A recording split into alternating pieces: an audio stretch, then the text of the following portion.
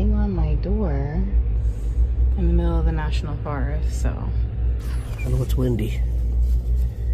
But I just saw those footsteps outside as well.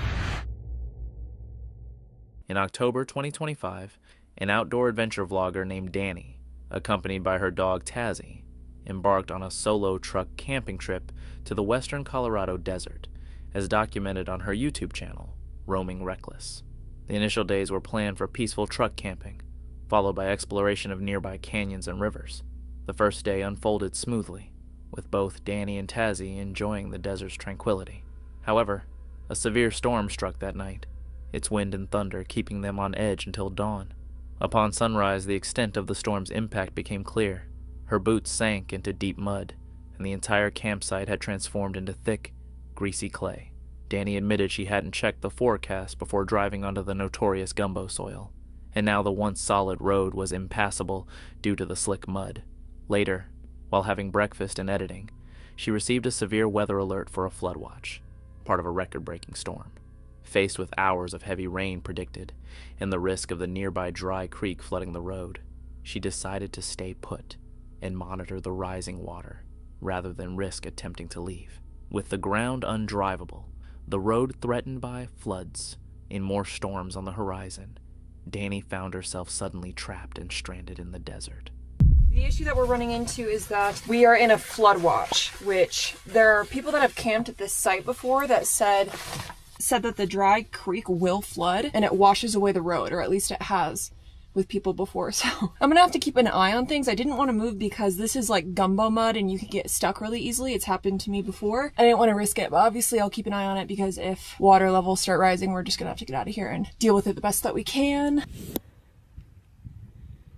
There's already water down there, which it was completely dry yesterday, but obviously water is coming through the slot canyon, so we're just gonna have to monitor that.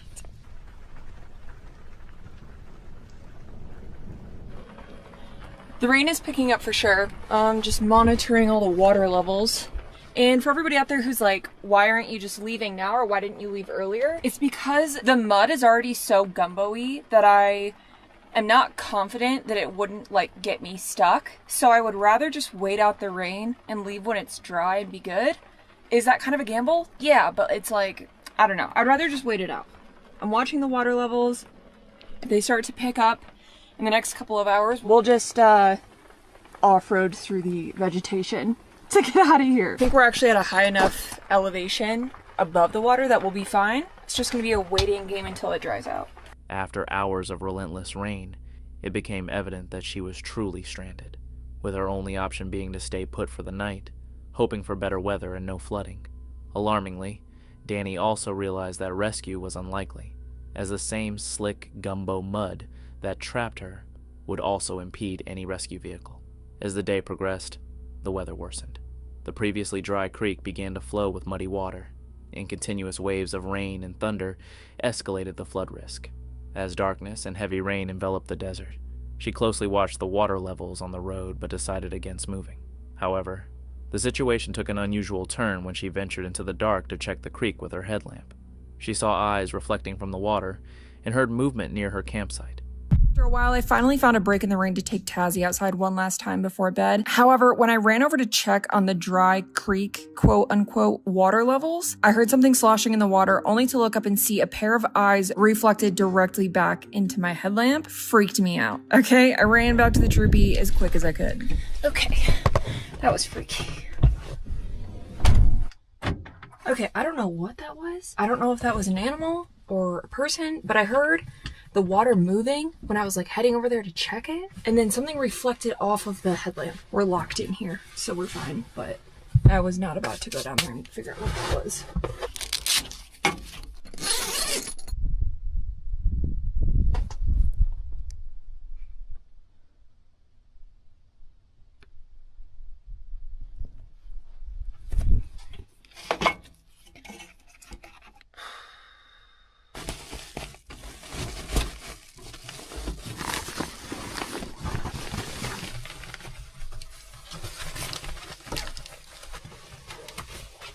Well, I don't know what that was, but we're covered, so no one can see in here at all. Looks like it's gonna be raining all night and through the morning. So, and we're still on flood watch. Though Danny wasn't certain if the reflection was from an animal or a person, it was enough to frighten her away from the creek and keep her on edge, especially given the sloshing sound and the visible eyes. She secured all doors, pulled down covers to obstruct the view inside, and reassured herself of their safety. Despite her fear, leaving or relocating wasn't a practical choice. The ongoing bad weather made driving out in the dark too dangerous and risked getting even more stuck. Her only viable option was to remain and wait it out. She then settled Tazzy upstairs with toys and shoes, trying to relax by reading as the rain persisted, attempting to treat it as a normal night despite her evident distress. As the night wore on, the noises returned, this time originating from just outside her campsite.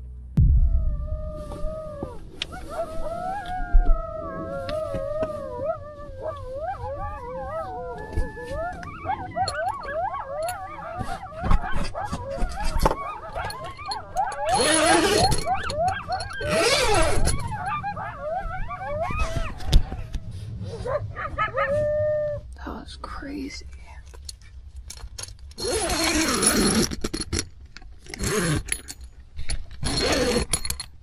Sorry to wake you up, Tazzy. Coyotes out there or something.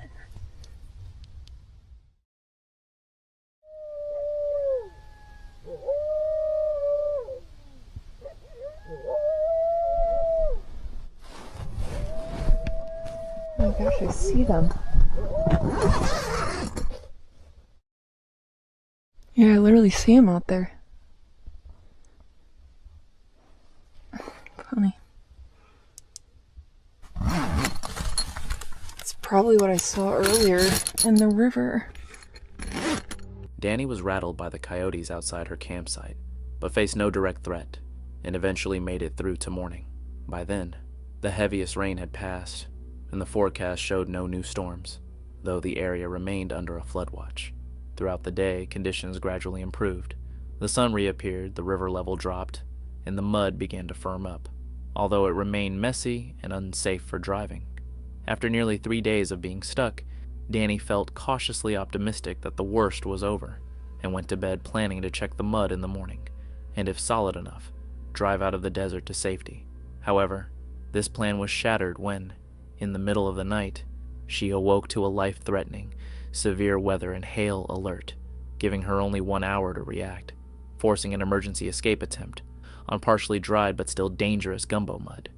Possible threat to life or property. Gusty winds could knock down tree limbs and blow around unsecured objects. Hail damage possible. Take action within the next hour. Okay. Yeah, you got it. It's so stupid too because this just freaking alerted us. Almost 2 in the morning. They couldn't have predicted hail earlier in the evening when it was in the middle of the freaking night. The rain's already started. Great. And here comes the wind. Okay.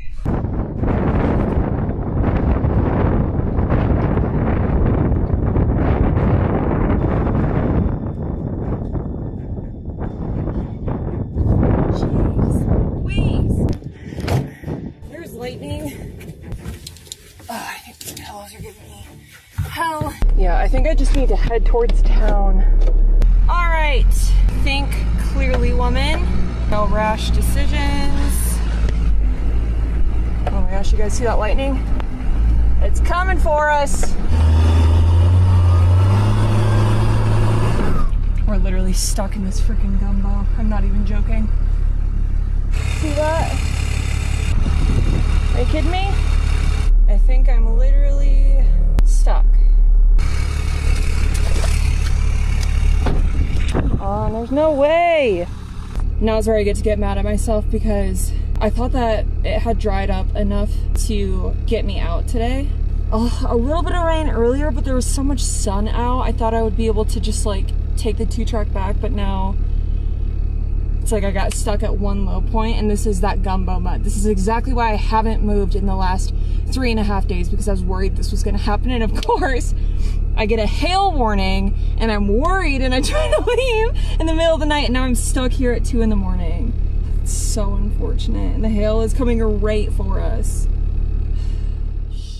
The moment the truck lurched to a halt, and its wheels spun uselessly in the slick clay, Danny knew she was truly stuck, with hail still coming down and the tires completely caked in gumbo mud. The truck had sunk into deep water-filled ruts, and every attempt to move forward or backward only smeared the clay and dug her deeper. Knowing that more throttle would only bury the truck, and with no trees or solid anchors nearby for recovery gear, she had almost no safe options. With the storm still active and the mud worsening, she decided to stop fighting it and wait for daylight, rather than risk making the situation unrecoverable in the dark. She spent the rest of that night mostly waiting in the truck rather than sleeping, as thunderstorms and lightning raged, and more rain fell while she remained stuck in the mud.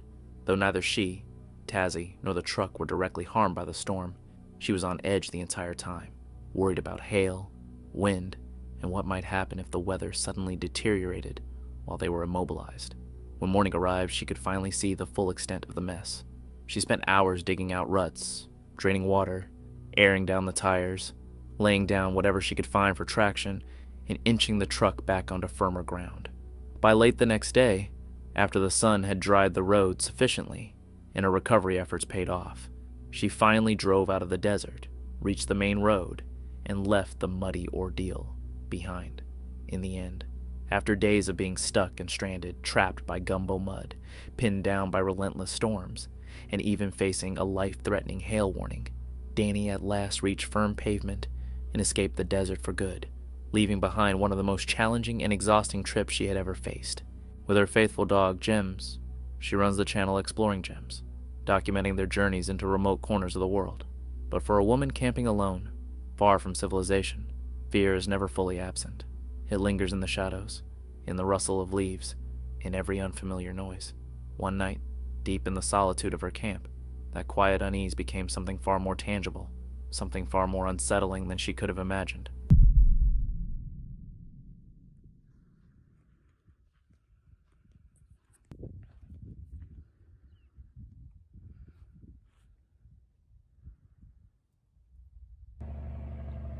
This is the third logging truck I've seen this morning. They're cutting down our forests left and right. And I'm on BLM land for the first time, which is rather beautiful. The roads are fairly well maintained, but they're doing lots of logging. And there's lots of areas blocked off that say private property. So they're selling off a lot of the land, and just want to raise awareness for myself and anyone else, because this is our land as tax-paying American citizens, our public lands. It even says it on the signs. Enjoy your public lands. Keep it clean. It felt like freedom. Sure, there was the usual trash scattered around. There always is, unfortunately. But other than that, it was perfect. Just me and Jem, completely alone. For a couple of days, it stayed that way. Only the occasional logging truck passed by, and then we'd go back to our quiet little world. But by the weekend, more people started showing up.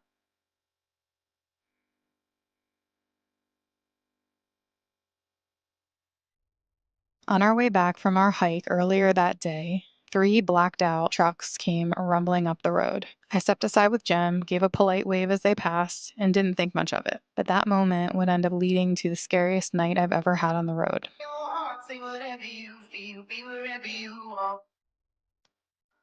That evening, as the sun started to set, the same group started tearing up and down the road in their quads. Loud and obnoxious, yes, but harmless. At least at first. Jem and I ate dinner, locked up the van, and started settling in for the night. Around midnight, just as I started to drift off, 3 loud knocks right at my sliding door glass. Someone just came knocking on my door in the middle of the national forest, so.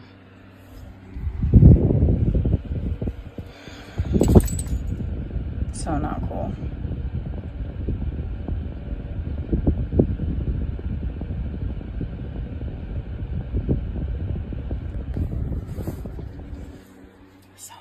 I froze. My heart stopped.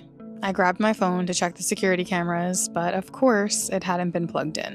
I peeked out through my bunk window cover. I couldn't see a thing. And those motion sensor lights I still hadn't installed, well, they're sitting right there on my dash. Regret hit hard in that moment. Then I noticed a faint glow up the hill and realized it was a fire, where the trucks from earlier had parked, during an active level 1 fire ban, mind you. And that's when it clicked. These weren't the kind of people you want to cross paths with in the middle of nowhere. So I just sat there, listening. Every sound outside felt amplified. For the next couple of hours, I barely moved. I watched, waited, and checked the cameras over and over. I felt like my heart didn't stop racing until the first hint of daylight. Think about it. There's something inherently chilling about a knock on your door in the dead of night, especially when you're miles from anywhere. Alone, unarmed, with no clear way out, every second is weighted with danger. Who is outside? Someone genuinely in need or someone with far darker intentions? If you were in her shoes, would you dare to open the door? The next clip may be brief, but it's incredibly intense. 8 years ago, a group of dedicated hikers were making their way down from Aiguille du Miraret, near Malanque, when one of them, a hiker from the UK, faced a horrifying ordeal. A single misstep was all it took, and he came dangerously close to losing his life.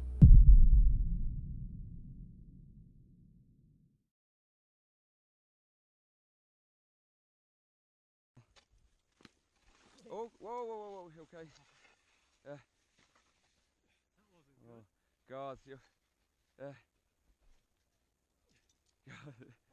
Whoa. Oh, you're joking? Well, no, I caught something. Oh. Oh, God. Well done. Well done. At first glance, it may not seem especially dangerous, but at that elevation, standing on a razor-thin ridge, a single misplaced step can send you plummeting down either side with no way to stop yourself. The snow up there isn't firm. It's soft, unstable, and dangerously slick. Once you begin to slide, your speed increases almost instantly, making it nearly impossible to grab onto anything. Fortunately, the hiker reacted without hesitation. In a split second, he slammed his ice axe deep into the snow with all his strength, stopping his fall just in time. Will is deeply immersed in van life, a committed traveler, and the creator behind the channel Will's Whereabouts. When there's a chance to head out on a camping trip, he's usually the first one ready to go. After years of traveling across the world, his hunger for adventure shows no sign of slowing down. But spending that much time on the road and in remote places inevitably leads to a few unusual encounters. In this particular story, we catch up with Will during one of his stealth camping trips, something he enjoys doing from time to time. For this outing, he picked a spot he knows well, the peaceful countryside of Box Hill, and this time, he isn't alone. A close friend has come along to spend the night. As evening sets in, they prepare a warm meal, making the most of the last light before darkness fully settles around them. I think this will do for tonight's stealth camping. Freezing cold! There are some absolute plums doing donuts in the car park. Let me see if I can show you.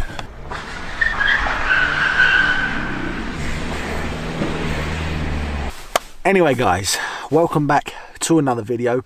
Earlier, as you saw, I cooked and had some delicious fajitas with a friend of mine. We went for a walk and then we were starving hungry, so I ended up having a nice early dinner. Used my outside cooking platform, which a lot of you guys probably haven't seen because, to be honest, I haven't used it a lot because the weather just hasn't been nice for it. I have a few upgrades and things to show you guys, which I know some of you will definitely be interested in. I now have a carbon monoxide alarm, believe it or not, right here in the corner.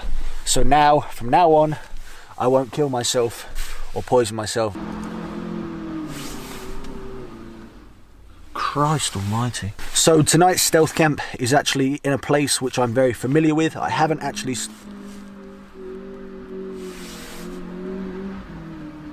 Tonight's stealth camp sounds like I'm at a bloody drag race. Anyway, as I was saying, I'm in a very familiar place. I actually used to live in this area with my parents a good few years ago now, and I used to work at a restaurant just round the corner, which is where I had my first ever job when I was about, how old? 16, 17 years old. At first, everything felt ideal for Will. Calm, still, and perfectly suited for a quiet night surrounded by nature. But the tranquility didn't last. Before long, a group of young drivers nearby began drifting their cars, the roar of engines tearing through the countryside. Eventually, the commotion died down. Taking the silence as his cue, Will finished his story, climbed into his car, and prepared to sleep. Sometime in the middle of the night, he was abruptly pulled from his rest. Sharp, unexpected noises were coming from outside. Let's continue.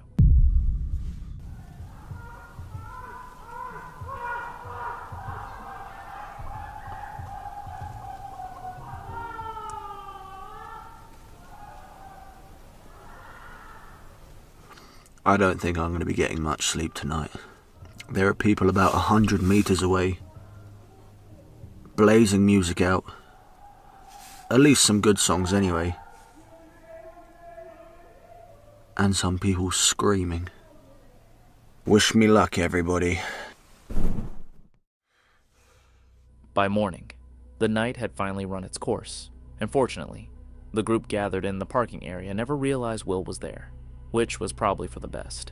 From the sounds drifting through the darkness, they didn't seem entirely sober, and not in a harmless way.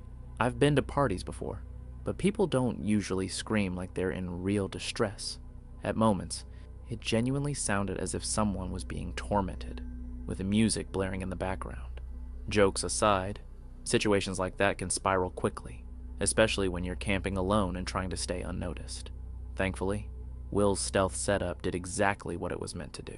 He kept a low profile and remained completely unseen.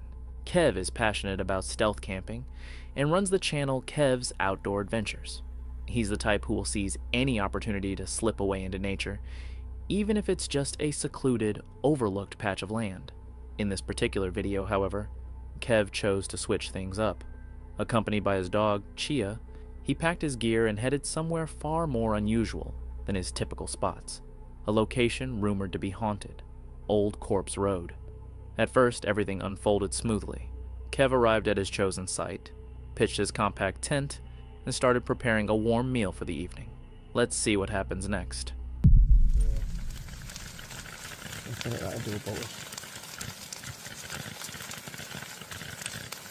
Right guys, I'll bring us back in a minute and I'll tell you the old story.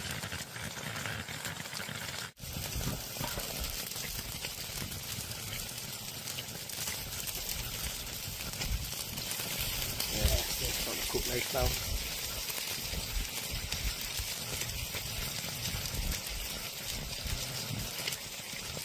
Yes guys, one of the stories was when we went to Plymouth away, I think it was, back in League One. There was me, Casey and Reed. We went down on the supporters bus. The supporters bus is like no drink allowed. So what we did was I bought a few cans of dog food and put them in the the blackcurrant Lucozade bottles. Filled it up. Took them both on the train, pretend we were drinking pop. From cans really. So Reed did the same. I think he had some wine and some bottles. Casey had some wine and some bottles.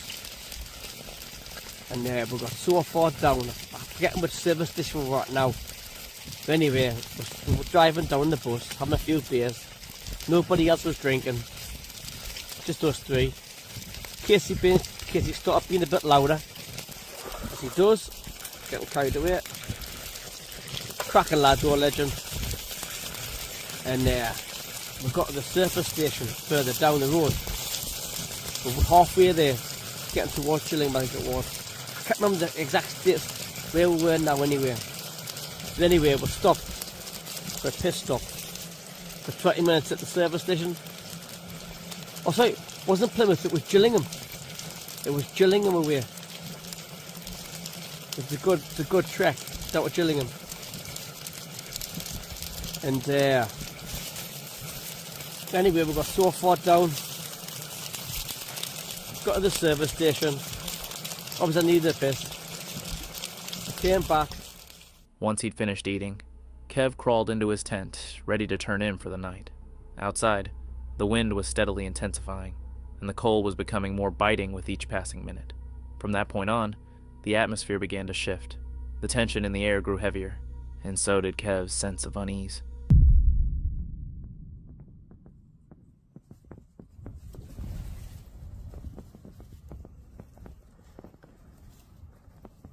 Sounds like something's outside. They're walking about.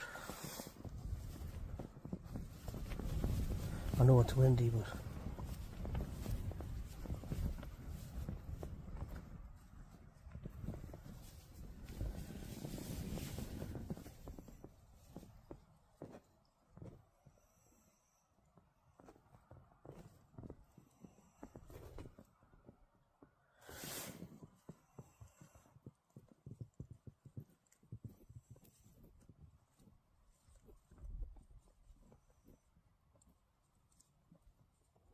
fuck's that? I didn't know if you can pick it in here or not.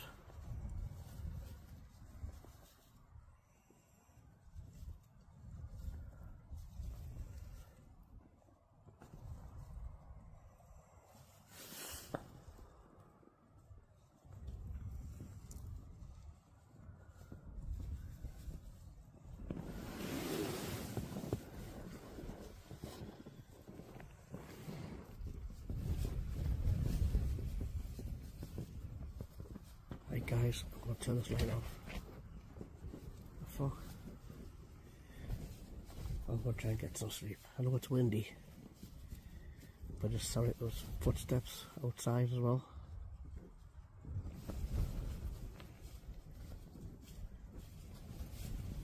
Can't hear it now, like, but now you feel like people walking around in long grass. Makes it a rustling sound. That's what it was like. But I'm going to turn this light off. I want to try and get some sleep. If you listen carefully, it really does resemble footsteps. But more than likely, it was just the wind cutting through the valleys, bending and funneling in a way that produced those eerie echoes. The gusts were clearly strong that night. Truthfully, the setting itself may have been playing tricks on Kev's mind. In environments like that, isolation, darkness, and expectation can blend together, amplifying every sound and turning ordinary noises into something far more convincing. Imagination and anxiety have a way of filling in the gaps. In the end, though, nothing actually happened. The night passed without incident, and Kev left with nothing more than a story to share. Another stealth camping trip completed safely. And since we've been talking so much about nights outdoors, when was the last time you ventured into nature? What was that experience like? Peaceful, unsettling, or somewhere in between? This video comes from the YouTube channel Roaming Reckless, a solo female travel and overlanding channel celebrated for its raw, real-time portrayal of life on the road. She navigates rugged areas of the United States in her off-road vehicle, often accompanied by her dog, Tazzy. On April 21st, 2025, she set up camp deep within a remote forest, shrouded in dense fog and under the threat of an approaching thunderstorm. The area already had a reputation for repeated Bigfoot sightings. As daylight waned, the weight of isolation grew heavier, making the surroundings feel increasingly eerie and unsettling. The heavy rain is coming right now. Should be here pretty quick, according to the radar. Look at this creepy freaking campsite. There have been multiple Bigfoot sightings in the area, and a lot of them have been repeat. Like, they come around a lot, so. A huge thunderstorm is also on its way, so we are in for a night. Is that going to be a good or a bad night? Who knows? I love you so much.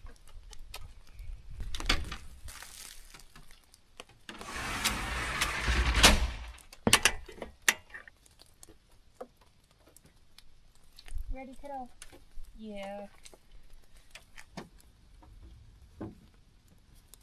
Tazzy, we gotta get your paws. One paw left, one paw left. Alright, there you go, kiddo.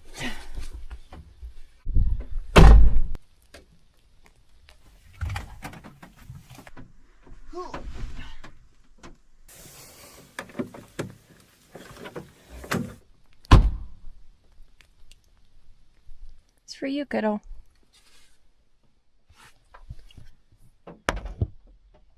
so eerie outside.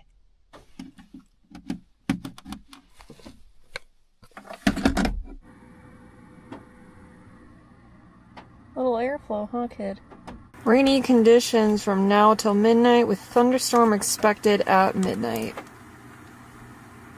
I've got coffee in my Bigfoot mug, fan in here for air circulation. Tazzie's got a braided bone so that she can keep her mind occupied. That'll be good for her for tonight. Basically, the thunderstorm is coming in like 3 hours. So, we've got a little bit of rain till then. I'm just going to try to crank through some work, and then I've got Bigfoot docuseries downloaded on my phone. So I'm going to get into that later because there's proof out there and I want to learn what it is. After a quick meal and securing her outdoor gear, she pauses to survey her surroundings. Bare, skeletal trees loom through the dense fog, while the gray light of the approaching storm filters weakly through the forest. Visibility is limited, and the air feels heavy and oppressive. The scene has lost any sense of calm. Once everything is in place, she retreats into her camper to edit footage and wait out the storm.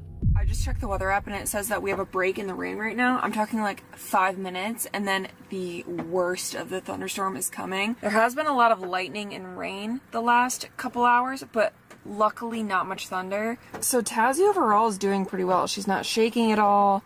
She's been sleeping, which is really all we can hope for. But anyways, while the rain is light, we should let Tazzie go potty. And doing that on leash because we never know how she's going to feel in the storm. And we won't let her be Bigfoot food. Right, girl? You want to go potty? Let's go potty outside. It's potty time, Mama.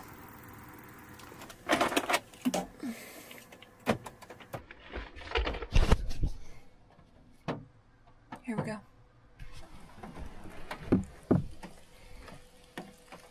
Oh my gosh, talk about the creepiest campsite ever.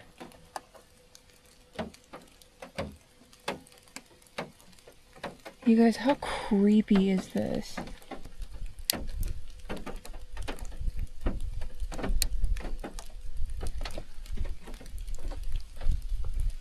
I don't want to go home here, but I have to. This is scary.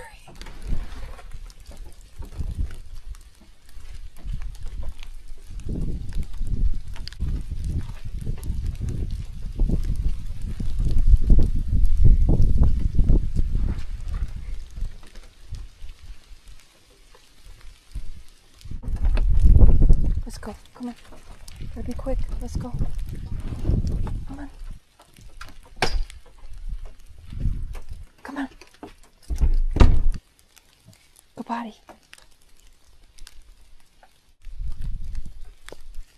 Good girl. Good job, Mama. Alright, come on. Up here.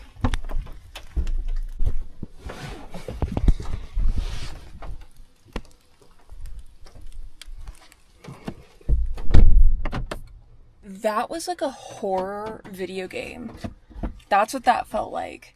Oh my gosh. I'm like triple check we're locked in. That was so creepy. Oh, that just gave me like the heebie-jeebies. The thick fog, the rain, you can barely see. This is 1,000,000% Bigfoot country. I don't care what anybody says. If they're Sasquatch, I get why they live in the North Georgia mountains. Oh, that's creepy. Creepy, creepy. No, it genuinely is like freaking me out. I don't want to open the door.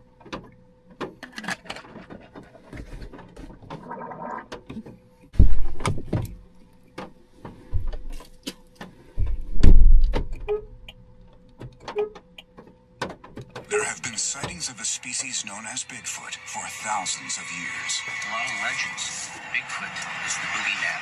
But attempts to identify this elusive creature have been far from successful. See, this is what I'm saying, is there's DNA.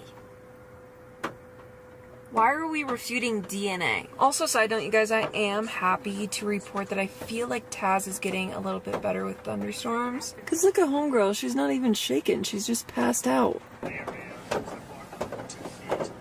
Lightning. Here it comes.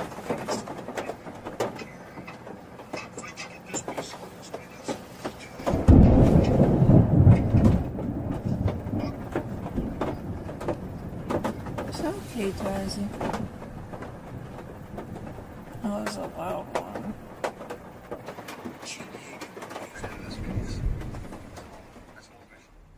Later that night, Tazzy needs to go outside, and she has no choice but to step back into the darkness.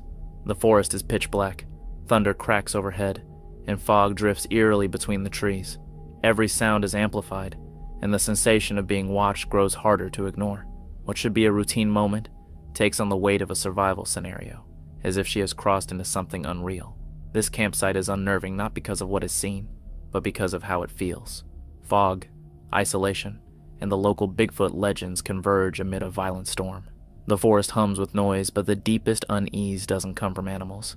It comes from the subtle suggestion of footsteps, soft, deliberate, that don't belong.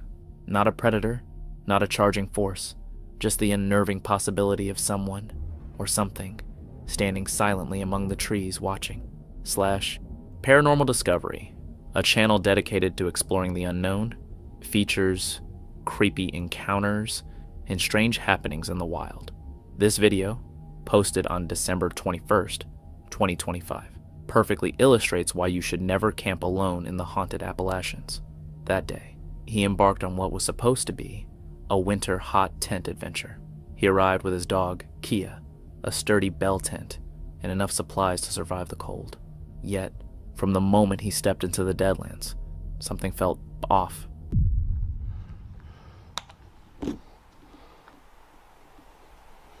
It's way too quiet.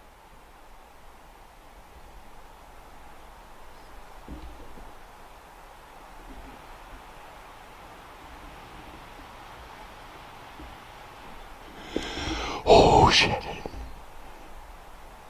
It would have been directly right here, in this vicinity.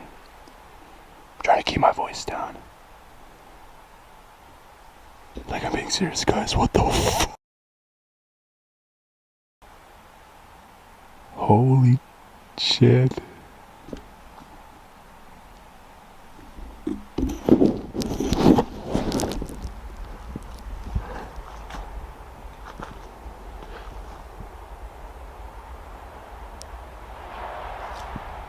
What the fuck? Okay, so there's someone ripping down.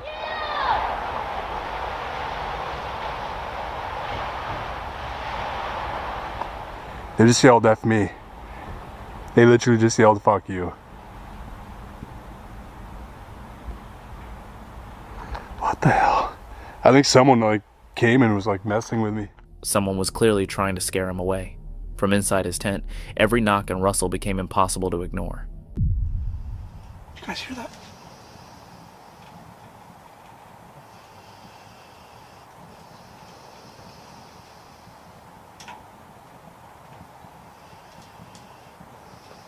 I don't know if that's the running stream down there.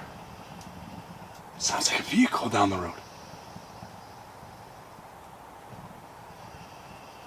Is that idling? Uh-oh.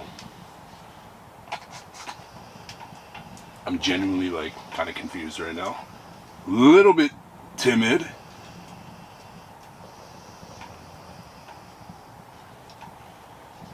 They're like country folks out here, like respectfully, like people living out in the country here. That's what I meant by that. But like, do they live out here? You know what I mean?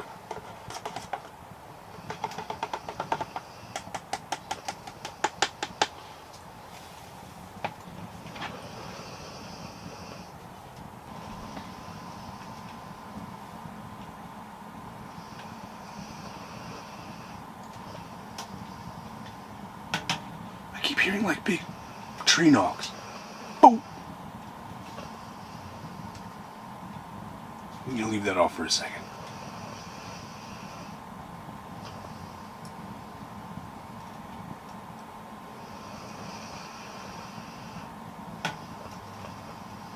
I really don't think I should leave this site,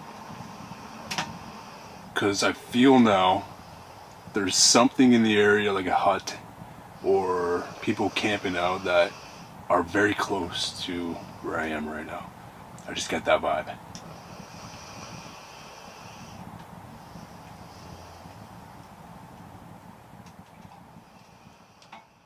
Then, things took a different turn, somehow getting even worse.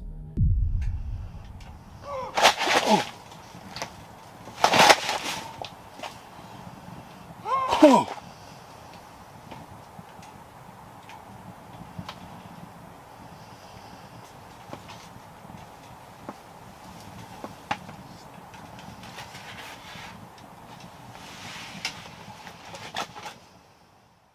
Fearing the worst, he rose and unzipped the tent to confront whatever was out there.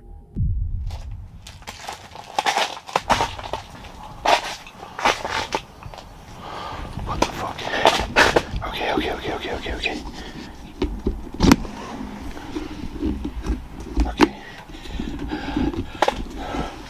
I'm going up. What the fuck? There, I'm going out. Only got one hand, so. Damn.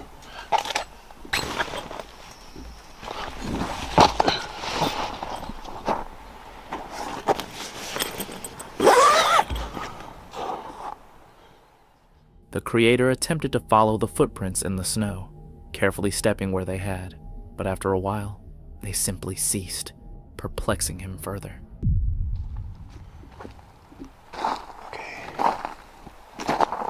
There's tracks here. Human tracks.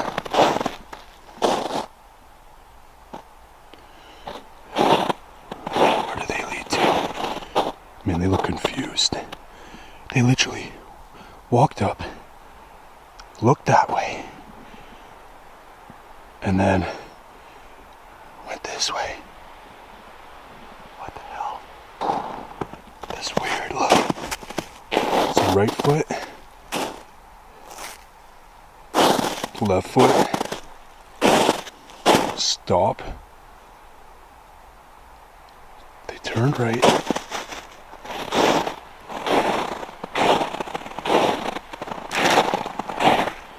did the same thing here. What the fuck?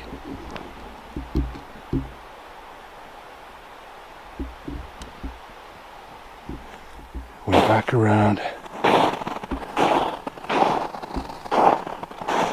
Did they leave?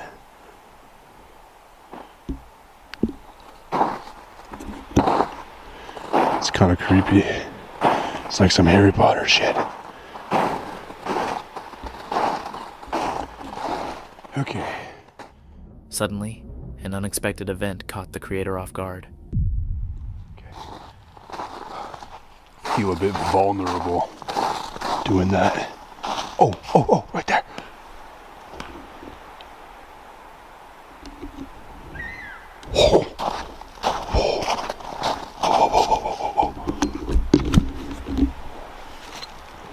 Right there.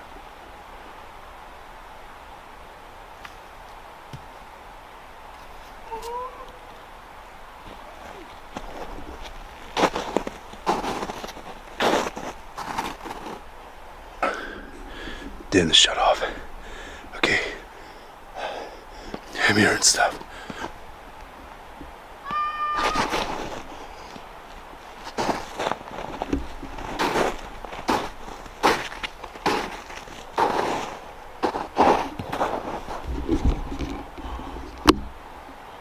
What the hell?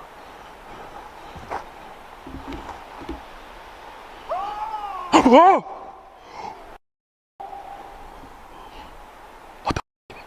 What the actual? Oh, okay. I gotta make sure Key is good. I ain't leaving her. After hearing those creepy sounds, he rushed back to ensure his tent and dog were safe. However, the sounds persisted.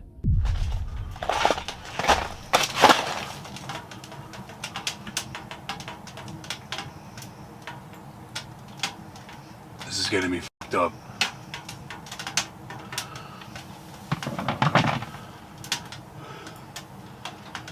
There's stuff coming from back there. Oh, that's Kia. But there's stuff coming like where I just was. Throughout the night, he tried to calm himself, setting up the stove, checking the perimeter, and documenting everything. At one point, he wanted to take Kia for a walk, but when he tried to zip the tent open, something unexpected occurred.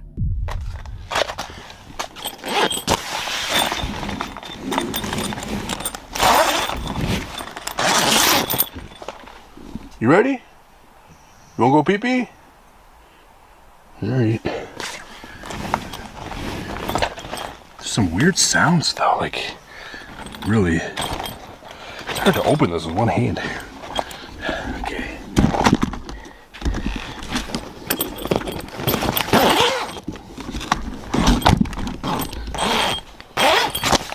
Oh, whoa!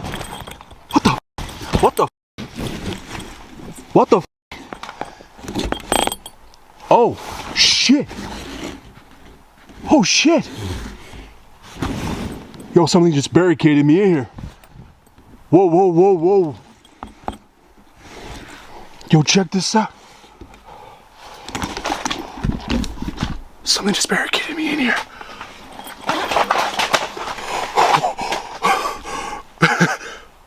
Either someone or something did this. But like, there's a damn tree right outside of the entrance. What the? Whoa. Oh shit. While he was sleeping, something or someone had barricaded the tent, its weight astonishing him. This thing's weirdly heavy.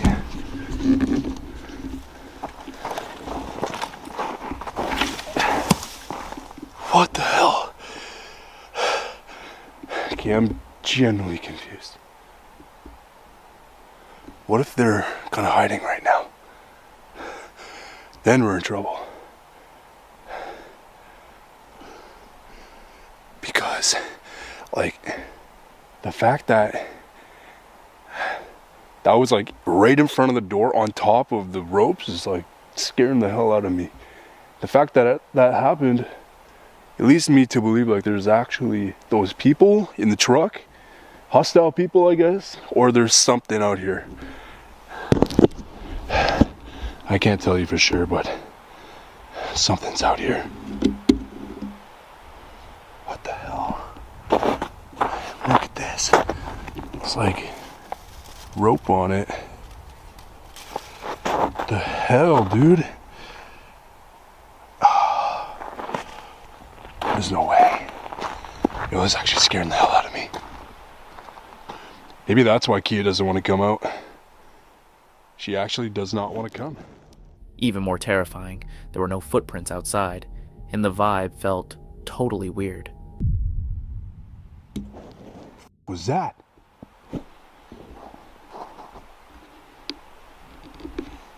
I heard that earlier. Giant tree knock or?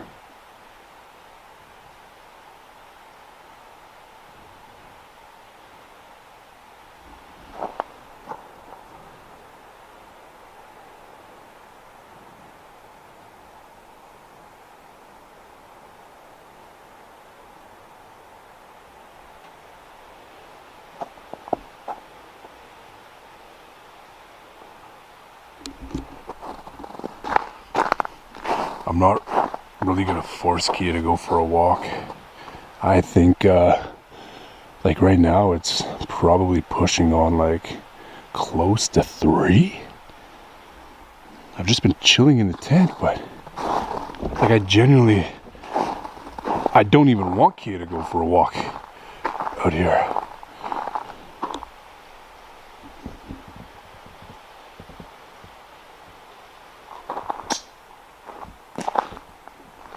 What the hell, man?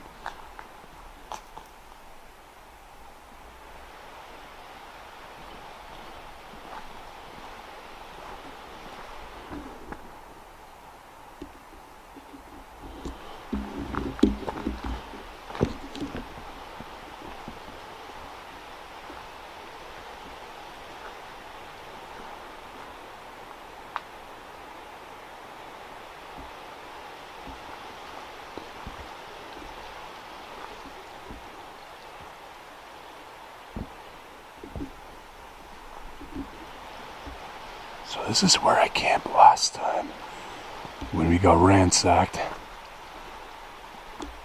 It's a really weird vibe here right now. My light's dying too. I'm not really getting much now.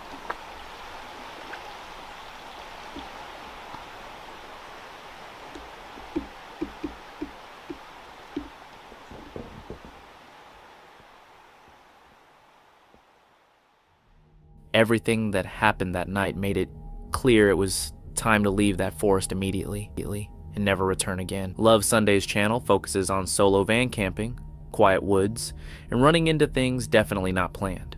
On February 11th, 2024, he planned to park somewhere remote, cook an easy lamb stew in the slow cooker, and explore the woods. Initially, it seemed perfect. He parked across from a small clearing and started the slow cooker. While the stew cooked, he wandered in the woods. The sun streamed through the trees. Birds chirped, and for a while, it felt like the perfect escape. But as the sun began to set, the woods grew darker and more unsettling. He returned to the van feeling a bit on edge, yet nothing could have prepared him for what came next.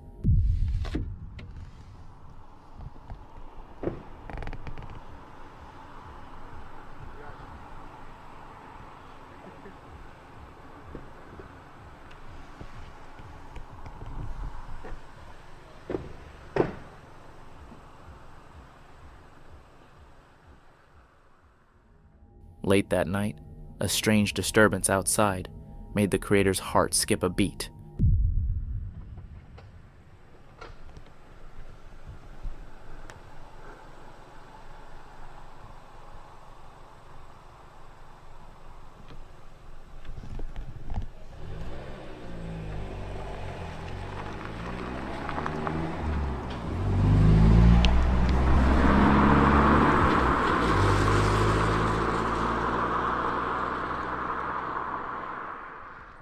Finally, they left, and he could spend the rest of the night peacefully.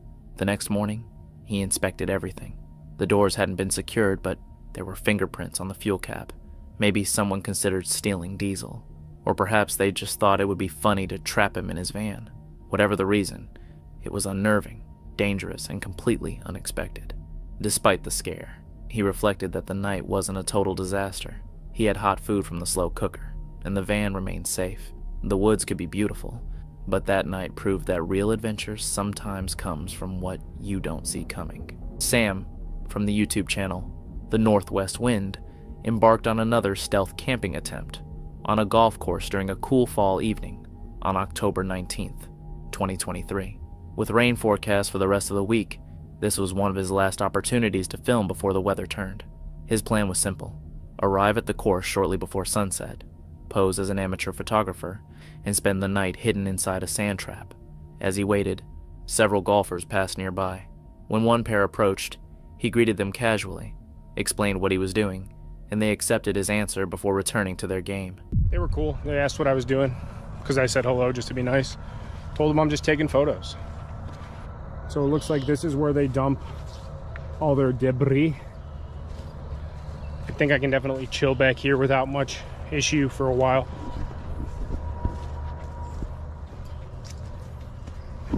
I'm trying to just stay in this general area so I'm not seen all over the course, but yeah, there's people everywhere. After nightfall, Sam tried to get some sleep. Sometime later, he noticed a strange light drifting across the sky above him. Initially, he thought it might be a distant vehicle headlight, but the angle didn't match any nearby roads. Something about its movement felt off. He sat up, staying alert, and watched as it slowly moved out of view. Later, while lying on his back and scrolling on his phone, he heard movement again. He quickly turned off both his screen and lantern. In the darkness, a faint light intermittently reflected across a nearby pond. The flickering pattern suggested that someone, or something, was moving with a flashlight somewhere on the course. I'm not 100% sure. I think the cops are here. I have nowhere to go. I'm stuck in the sand trap. They're definitely here. They're at the maintenance. I can't turn on my lights. Somebody's definitely here. I gotta get all this crap together now. God damn it. God. Somebody's definitely here. Then I see the people walking around. I think they're waiting for me to turn my flashlight back on so they can see where I am. Hang on. I can't do They're a couple 100 yards away. One of them has a flashlight. My phone's going off. Matt, stop texting me. I can't even turn the GoPro off because I have the beeps on. No, son of a... Hang on, there's a cop car driving by right now.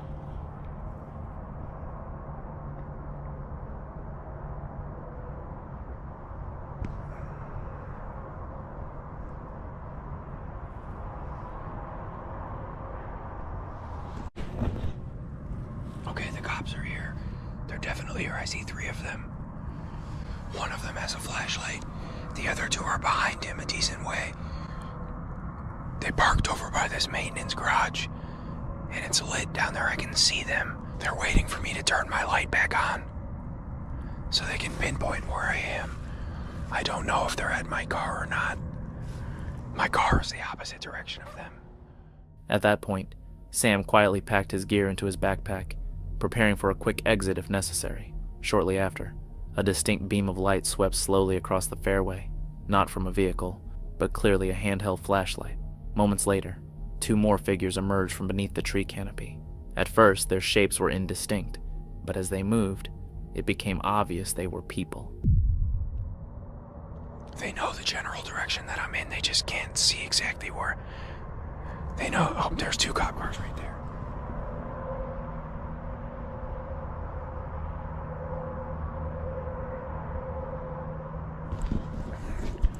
They know the general area that I'm in, they just don't know exactly where I am. I don't know if they're at my car or not, though. I can't see. I'm gonna back this crap up and then run. I gotta back up all this crap. Okay, they're coming closer now. Their movements were slow, deliberate, and coordinated.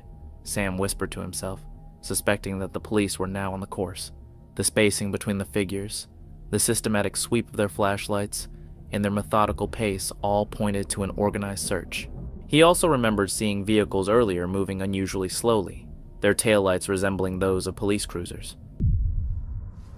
Oh, he's driving by slow again. There's another cop over here. I think he's at my car. Look at that. Oops. I need to get the hell out of here now. I'm afraid that once I get back to my car, they're gonna come right to me. Alright, I'm running across the golf course.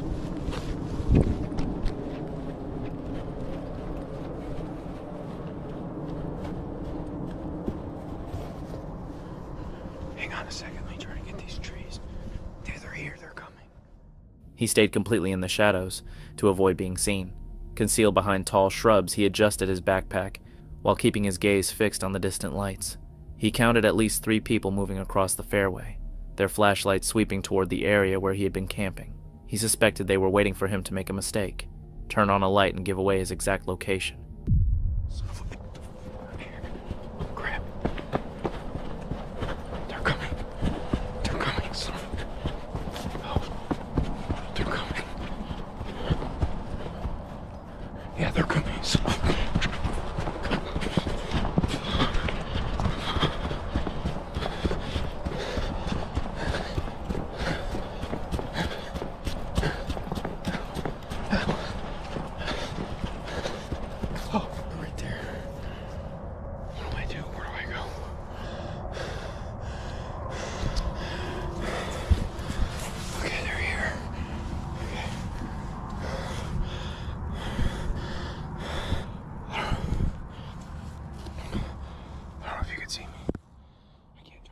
Staying low, he crept through the dense brush, taking care not to make a sound.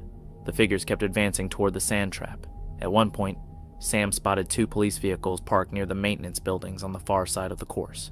The officers seemed to be methodically sweeping the grounds, trying to triangulate his position. Sam made his way toward the outer edge of the course, where his truck was parked near a secondary service entrance. The distance was roughly 100 to 150 yards, interrupted by several tree lines. He crawled and crouched through the dense vegetation, allowing his eyes to fully adjust to the darkness. When his vehicle finally came into view, he paused to make sure no officers were nearby.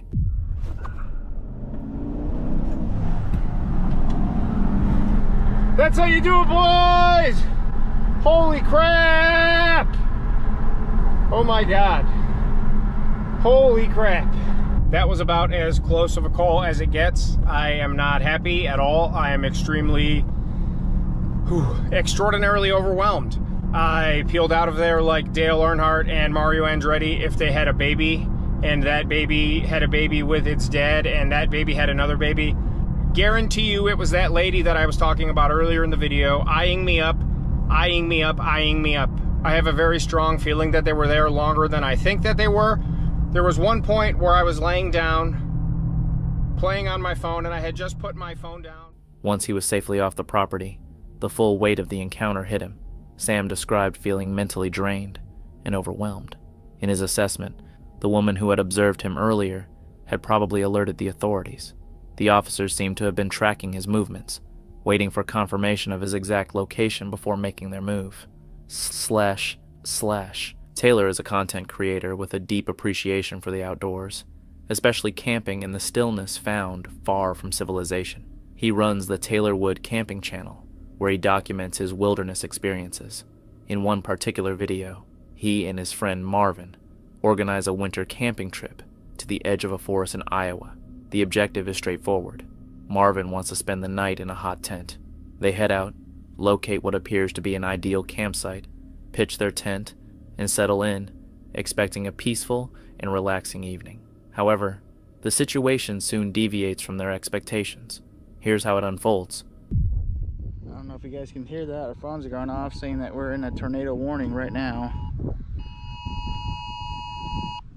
Woo, it's about to get interesting tonight. Yes, sir. If you're not from the Midwest, you wouldn't understand, but we love tornadoes. We don't get scared. We don't run away. We go out and we chase them. We show them who's the boss. This is our turf. It's our block, right? So yeah, dome up. It's our hood. It's our hood, right?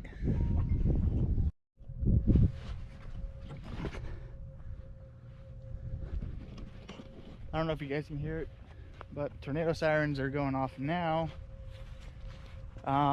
Which is surprising, you know, it's not really surprising this time of year. I mean, the other day it was like 65 degrees out.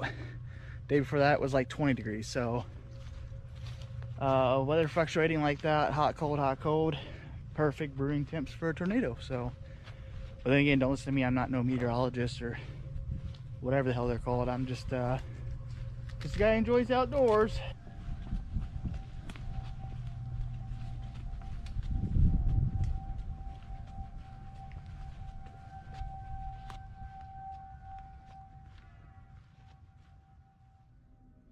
I can't quite understand the attraction of being anywhere near a tornado. For most people, that would be an absolute nightmare. Yet, for some reason, Taylor and Marvin seem to thrive on that kind of risk. In fact, they appear genuinely energized by the news that a tornado is heading in their direction. Where most would feel fear, they feel excitement. Where others would retreat, they lean in with curiosity. Let's see how the situation develops. Alright, we might have to abandon. Come on, let's go. Come on. Come on, it's coming. Gotta leave the food behind.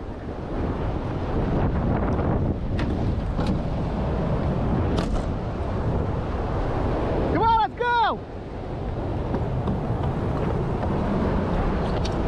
South of Highway G24 and R57, very specific location. Ooh, that was crazy. Here in Norwalk, that is part of the apparent tornado path. So again, starting to talk about damage in. Oh man, his shelter's gone. In Norwalk, several houses.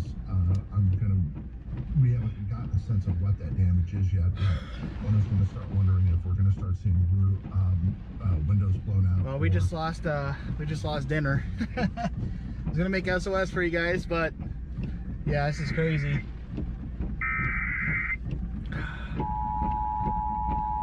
That came out of nowhere.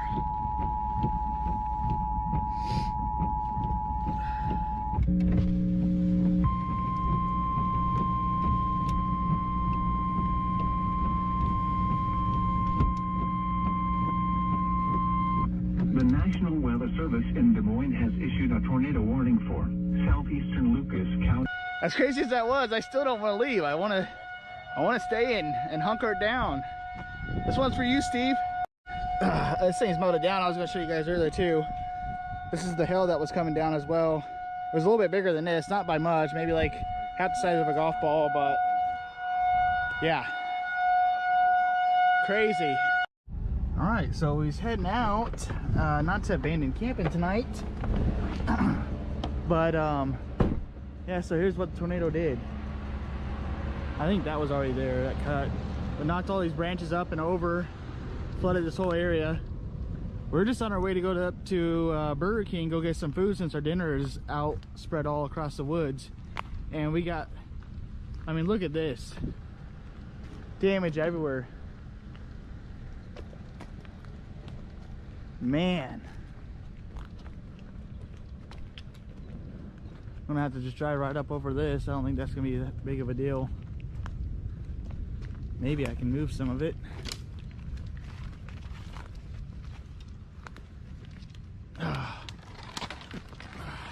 Yep, knocked this all over.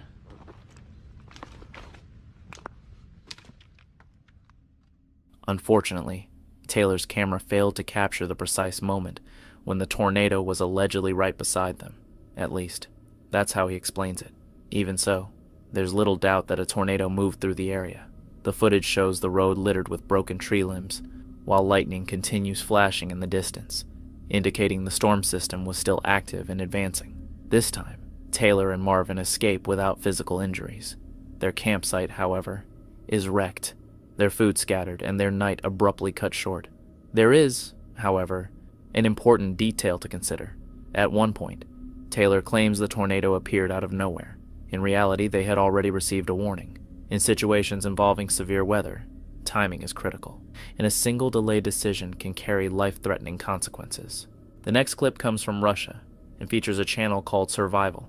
The creator behind it is deeply interested in bushcraft and survival skills, and his videos typically blend practical field knowledge with humor and a relaxed, positive atmosphere.